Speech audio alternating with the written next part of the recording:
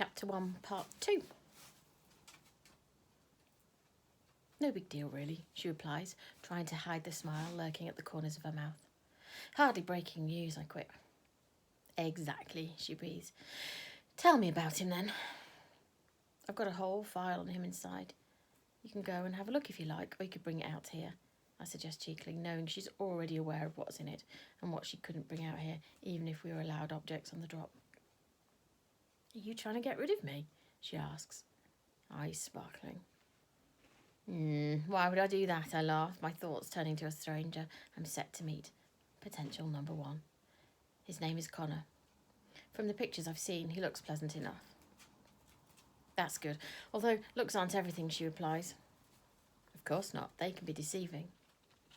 The irony is not lost on either of us. I notice her lips thin as she tries to hold in another smile. I love her for that little glimpse of something other.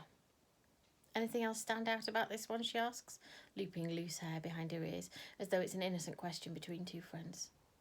As though she's not digging for information and hoping to gain insight into my thoughts, because, as far as I know, they've not been able to control, test, or tap into them yet. I'd like to keep it that way.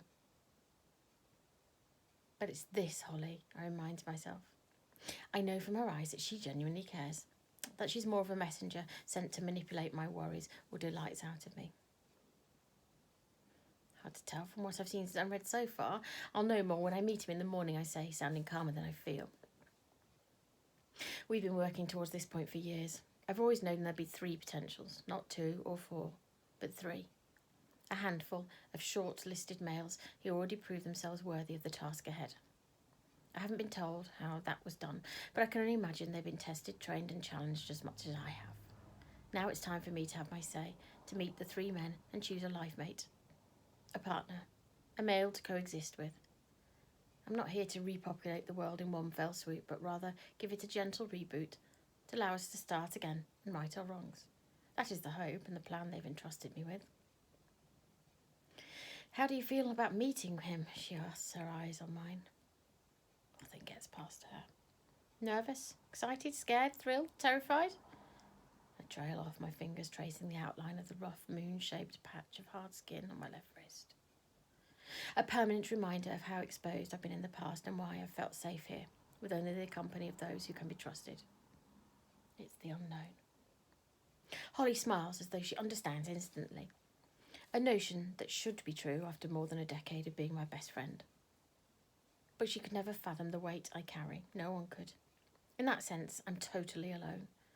No matter what tricks they use to persuade me otherwise, these strangers look at me as though I hold the answers to their prayers. But what if I don't? He knows all about me. I know nothing about him, aside from what's in that file I confide, sharing the tip of my concern and trying to share the self-doubt underneath. He knows only what he's been shown to, she replies matter-of-factly, reminding me of the times when they've stuck a camera in my face and asked me to say a few words to encourage humanity in its plight. When I was younger, I felt embarrassed in these moments.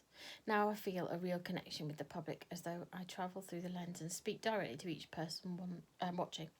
I feel united and empowered, not quite so alone.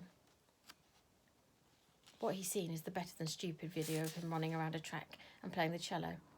Albeit very well, I moan, thinking about the clips of Connor that Vivian Silver, the woman in charge, showed me. I wanted to see more of him. So you like what you saw then? It whetted your appetite, she smirks. Yeah. No, I don't know. I need more. I want to know what life is like, what makes me smile and cry, whether he has siblings or a mother, what it's like to have a life outside the tower and lots of friends. He might not have lots. He'll have more than I do. Real ones. Ouch. Cheap shot, she groans, putting her hand on her chest and rubbing it. It's okay to be nervous, Eve, she says. I'm not. I might hate him. That's why there are 2 more potentials to choose from, she reminds me. You have options. You're Eve. Thank you, I mutter, aware that my face has gone quickly from pink to red.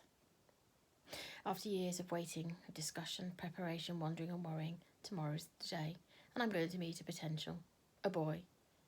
A man. Think boy is more accurate, she laughs, burying her face in her hands. It's a new beginning. Connor's youthful face flashes before me.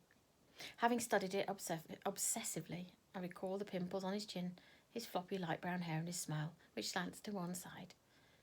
It's all surface viewing. I want to know what's underneath. I'm dissatisfied with the information they've given me on Connor because it's not enough. I want more, the truth.